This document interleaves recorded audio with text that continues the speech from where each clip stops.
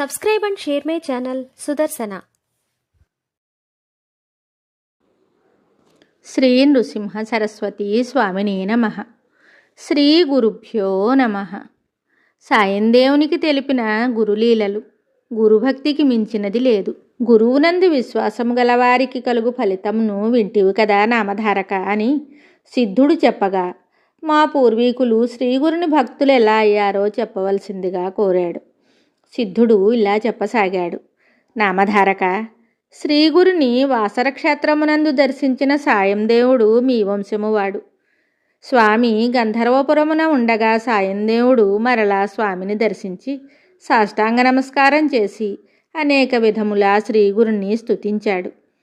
స్వామి సంప్రీతుడై అతనిని సుఖంగా ఉండమని ఆశీర్వదించారు.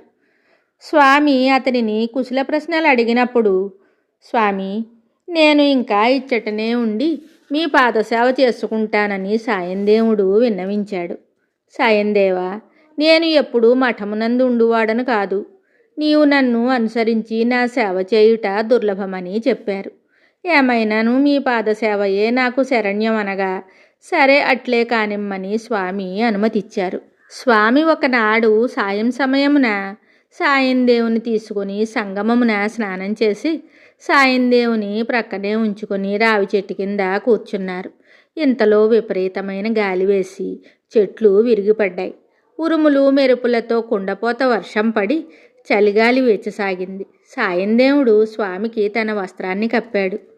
శ్రీగురుడు సాయందేవుడితో, వత్స, నీవు మఠానికి పోయి అగ్నిని తీసుకుని వస్తే చలి కాచుకుంటానని చెప్పారు. సాయందేవుడు ఆ కటిక చీకటిలో గుండెల వరకు ఉన్న నీటిలో మెరుపుల కాంతిలో దారి చూసుకుంటూ గాణుగాపురమున ఉన్న స్వామివారి మఠానికి చేరాడు. అగ్నిని తీసుకొని వస్తూ పక్కలకు చూడగా రెండు ప్రక్కల మహాసర్పములు తన వెంట వచ్చుట గమనించి గుండె దడదడలాడుచు శ్రీగురుని మనస్సున ధ్యానిస్తూ పరుగు తీస్తూ స్వామి ఉన్న అశ్వత్థ వృక్షమును దూరము నుంచి చూశాడు. దీపకాంతుల మధ్య స్వామి ఉన్నారు. వేదమంత్రముచే స్వామిని స్తుతించుట సాయందేవుడు విన్నాడు. సాయందేవుడు స్వామిని సమీపించేసరికి అచ్చట స్వామి ఒక్కరే కనిపించారు. మబ్బులు పోయి పండు వెన్నెల వచ్చింది. తన వెంట వచ్చిన సర్పములు స్వామికి నమస్కరించి వెళ్ళాయి. సాయందేవా, నిన్ను కాపాడుటకే ఆ సర్పములను మేము పంపాము. విశ్వాసముతో గురుసేవ చేసిన సిద్ధించనిదంటూ ఏమీ ఉండదు అని చెప్పి సాయందేవునికి ఒక కథ స్వామి చెప్పసాగారు. పార్వతీదేవికి పరమేశ్వరుడు గురుభక్తి దాని ఫలితమును గురించి ఇలా వివరించారు. గురువే పరమేశ్వరుడను విశ్వసించువానికి సిద్ధులన్నీ సమకూరును. పూర్వము త్వష్టయను బ్రాహ్మణుని 8వ ఏట ఉపనయనము చేసి గురువు వద్దకు పంపారు. అతను గురువు వద్ద బ్రహ్మ విద్య నేర్చుకొనుచుండగా ఆ గురువుగారు నివసించు ఇల్లు వర్షం కురుస్తోంది. అప్పుడు గురువుగారు త్వష్టతో గాలికి వానకు అగ్నికి పాడు కానటువంటి ఇల్లును సమకూర్చమని చెప్పారు. గురుపత్ని కూడా నేయనిది కుట్టని రంగురంగులా సరిపోవునటువంటి రవిక కావాలని చెప్పింది. ఇంతలో గురువుగారి కుమారుడు తనకు సరిపోయి బురద అంటక నీటిపై నడిపించగల ఎచ్చటికైనను వేగముగా వెళ్ళగల చెప్పులు కావాలని తెలిపారు. గురువుగారి కుమార్తె, అన్న, నా చెవులకు రత్నాల కమ్మలు, ఒక ఒంటి స్తంభపు మేడ, ఒక పీటపై అమర్చిన బొమ్మరిల్లు, వంట చేసిన మసి కాని చల్లబడని గిన్నెలను తెచ్చి ఇమ్మని కోరింది. అన్నీ విన్న త్వష్ట వాటికై బయలుదేరి ఒక అడవిలో కూర్చొని ఇలా తలచసాగాడు.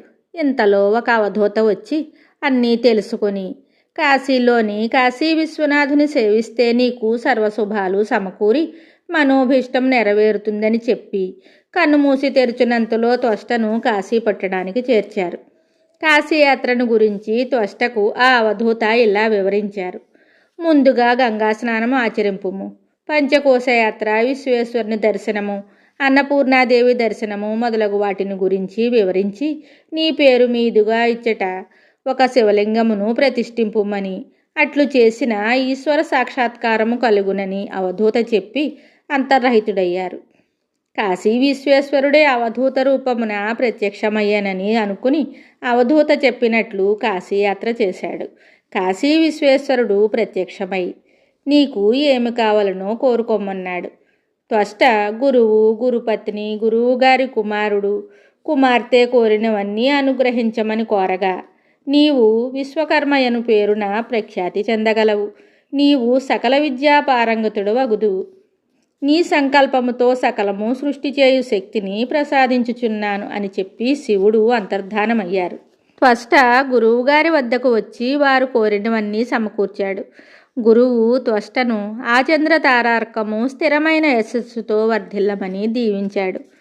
కనుక సాయందేవ, గురుభక్తికి మించినది లేదు, దీనివలన సాధించలేనిది లేదు అని శ్రీగురుడు చెప్పగా సాయందేవుడు అనేక రీతుల అష్టకములతో స్వామిని స్తుతించాడు.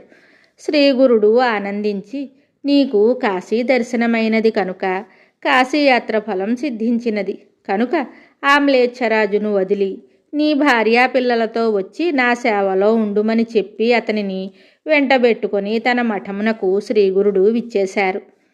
సాయందేవుడు శ్రీగురుని మాటలకు ఆనందపరవశుడై అనేక విధములా స్తుతించాడు. భార్యా పిల్లలతో సాయందేవుడు శ్రీగురుని వద్దకు వచ్చాడు. ఆ రోజు భాద్రపద శుద్ధ చతుర్దశి దినము కనుక అనంత పద్మనాభ వ్రతము స్వామి ఆచరించమని చెప్పగా వారా వ్రతమును ఆచరించి ధన్యులయ్యారు. శ్రీ నృసింహయతివర నమో నమః. శుభం. Subscribe and share my channel Sudarsana.